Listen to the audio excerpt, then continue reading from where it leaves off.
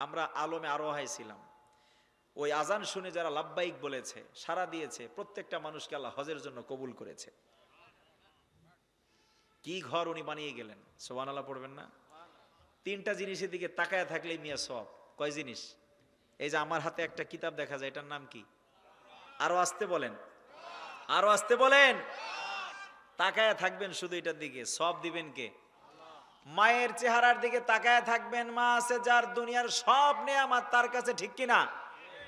মা পৃথিবীতে সবচেয়ে বড় নেয়ামত। ওই মায়ের চেহারার দিকে তাকিয়ে থাকবেন। বিশ্বনবী বলেন, মায়ের চেহারার দিকে নেক নজরে তাকিয়ে থাকলে কবুল হজের সওয়াব। 100 বার তাকিয়ে থাকলে 100 বার সওয়াব। আল্লাহু আকবার। মা হচ্ছে এই পৃথিবীতে সবচেয়ে বড় নেয়ামত। 3 নম্বরে হলো আল্লাহর ঘর কাবা। কাবা ঘরের দিকে যদি আপনি তাকিয়ে থাকেন, যতক্ষণ তাকিয়ে থাকবেন ততক্ষণ পর্যন্ত সব। সুবহানাল্লাহ। প্রতিদিন আল্লাহ 120টা রহমত নাজিল করেন। কয়টা? 120টা রহমত নাজিল করেন। সিত্তুন আলী তাইফিন, 60টা রহমত ওই ঘরটা যারা তওয়াফ করে তাদের জন্য। সুবহানাল্লাহ পড়েন। এরপরে আরবাঈন আলিল মুসাল্লিন, 40টা রহমত ওখানে যারা নামাজ পড়ে। 20 আলিন নাযিরিন, 20টা রহমত যারা তওয়াফ করে না, নামাজ পড়ে না, শুধু কাবা ঘরের দিকে তাকিয়ে থাকে তাদের জন্য। পড়েন সুবহানাল্লাহ। এই ঘরটা ইব্রাহিম আলাইহিস সালাম বানালেন। এবার আজান দিতে শুরু করলেন।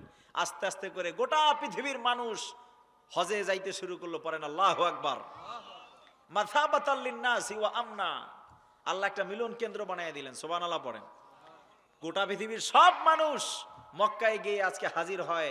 লাব্বাইক আল্লাহুম্মা লাব্বাইক, লাব্বাইক লা শারীকা লাকা লাব্বাইক, ইন্নাল হামদা ওয়ান নি'মাতা লাকা ওয়াল মুলক লা শারীকা লাক। চিল্লায়া বলেন সুবহানাল্লাহ।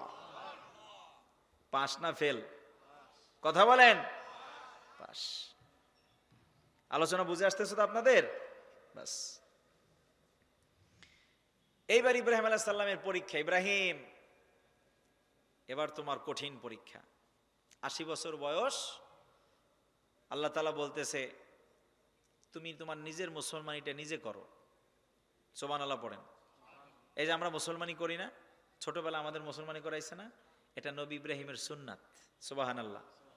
নিজ হাতে কুঠার দিয়ে ওনার লজ্জাস্থানে যে সামনের জায়গাটুকু ছিল উনি নিজে কাটলেন। পড়েন আল্লাহু আকবার। এমনি এত বড় নেতা হয় নাই মিয়া, পরীক্ষা দিতে হয়েছে। একটার পর একটা পরীক্ষা, একটার পর একটা পরীক্ষা। সর্বশেষ আল্লাহ তাআলা বললেন, আসলিম, এত কাজ যে তুমি করছো, এখন নিজে নিজে আগে মুসলমান হও। সুবহানাল্লাহ পড়বেন না? এবার নিজে নিজে মুসলমান হও। আসলিম, সাথে সাথে বলে উঠলেন, আসলামতু লিল্লাহি রাব্বিল আলামিন, আমি আত্মসমর্পণ করলাম, আসমান এবং জমিনের স্রষ্টা তিনি কে। ইন্না সলাতি ওয়া নুসুকি ওয়া মাহইয়ায়া ওয়া মামাতি লিল্লাহি রাব্বিল আলামিন। আমার নামাজ, আমার রোজা, আমার হজ, আমার যাকাত, আমার কোরবানি পৃথিবীর একজনের জন্য। চিৎকার করে বলেন তিনি কে? আল্লাহ। কোরবানির বিধান আমরা ওনার কাছ থেকে পাইলাম, হজের বিধান আমরা তার কাছ থেকে পাইলাম। এজন্য নেতা যদি